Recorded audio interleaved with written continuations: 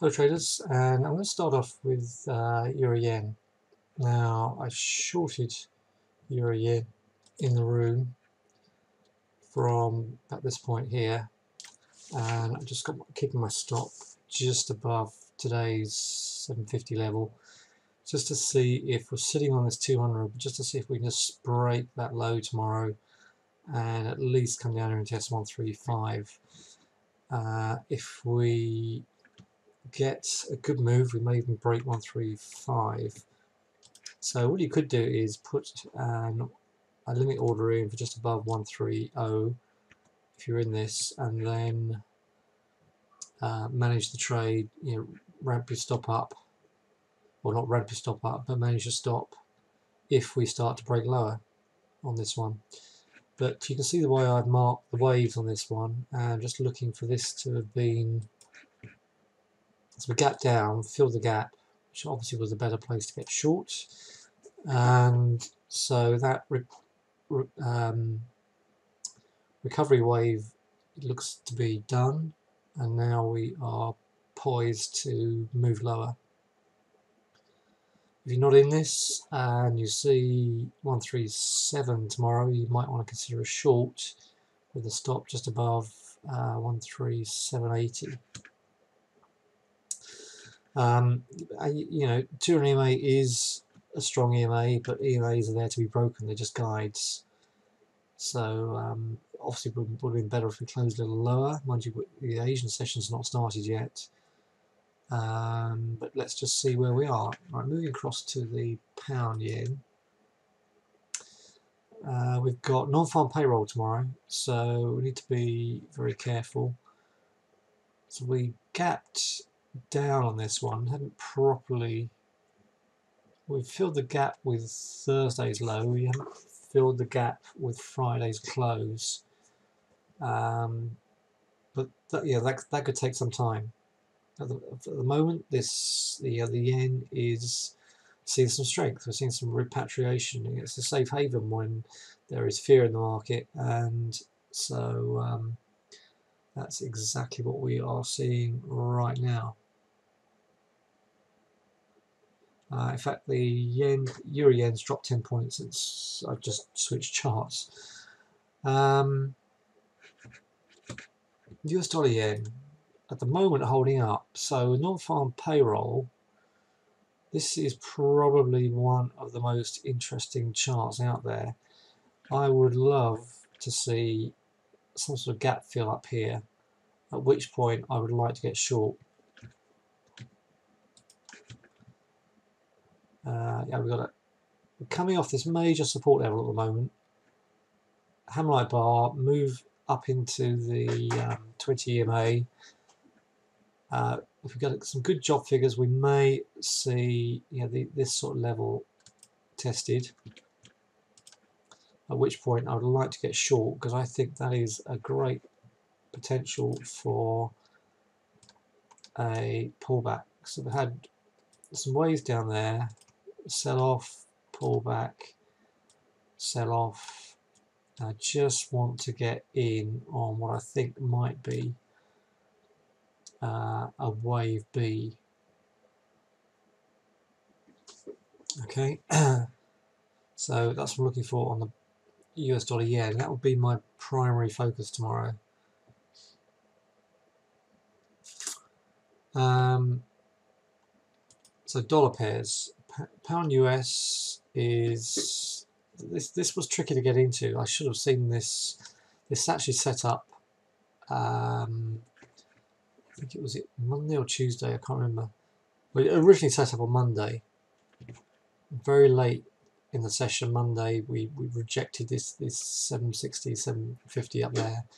I've been selling since. You can see a lot of support down there with a lot of data. It looks as if we do want to come and sit on the bottom of this box at 155. We're not that far off it, so stand aside and see what we get.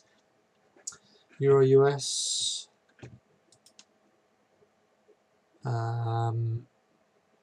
Obviously, similar sort of drop that we've seen in the Euro yen.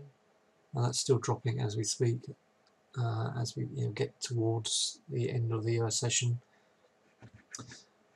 And update on Aussie CAD. I've got an alarm set for this 95.50, so I'm looking to buy 95.50. I think that might come lower. I think we might get a retrace into sort of this little bit lower down there, where all that support is. But let's see. Aussie US had a little bit of a push today.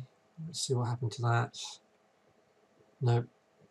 That got sold into, so that's really struggling. It just can't get through this 77.70 area at all. And a good non-farm payroll could see that drop to 75. So all that strength in the dollar is putting a lot of downward pressure on the gold. And if gold breaks the bottom of that box tomorrow, then that is toast. Oil invents showed a build up, so that's finally cracked. I don't actually see this oil holding this low now.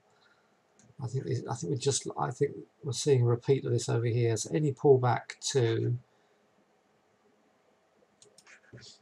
non-farm payroll gives us a pullback to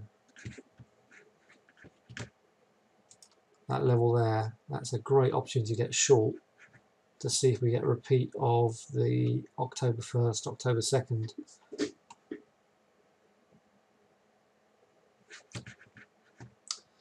And I think that's it. Nothing else I really want to show you at this stage. I haven't seen looked at the Dow. Let's look at the Dow. A very feeble attempt to hold. Let's look at the weekly. I've just been updating my weekly charts now. And on the weekly, I think we are, well, we're obviously in this downward channel now. I think we will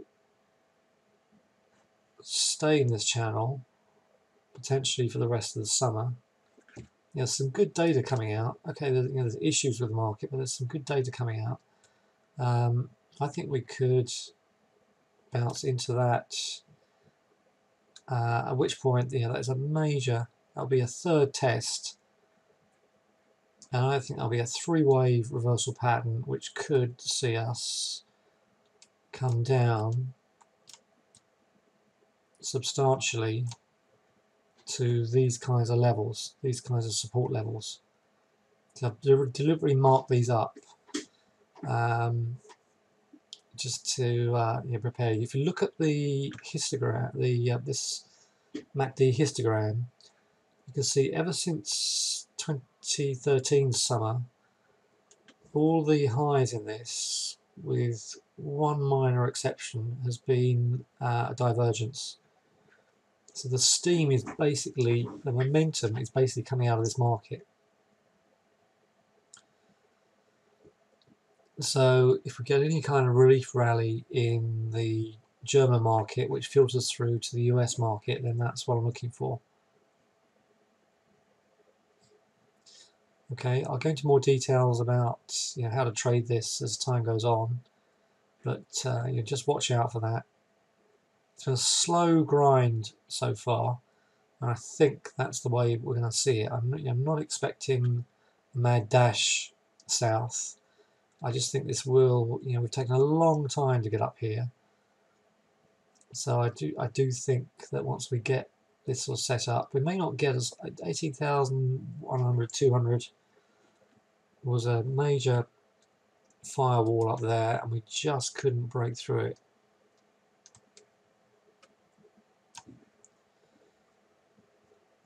So that's what I'm looking for in that one. And just to give you a few stocks I'm interested in now. Before we leave the Dow, don't forget we still haven't had a gap fill. So the actual gap is 17,950, which is Friday's close. So at some stage, I believe we will come into fill that gap. This is certainly, as long as we don't sell in the next hour and a half, this is actually a reversal setup. It's a new low with a close above. Close above 17,700, and that's fairly strong. The last time we had a reversal pattern, we shot back up to the top of the channel. Right, enough of that. I'll keep going on about this. I think I've made my point.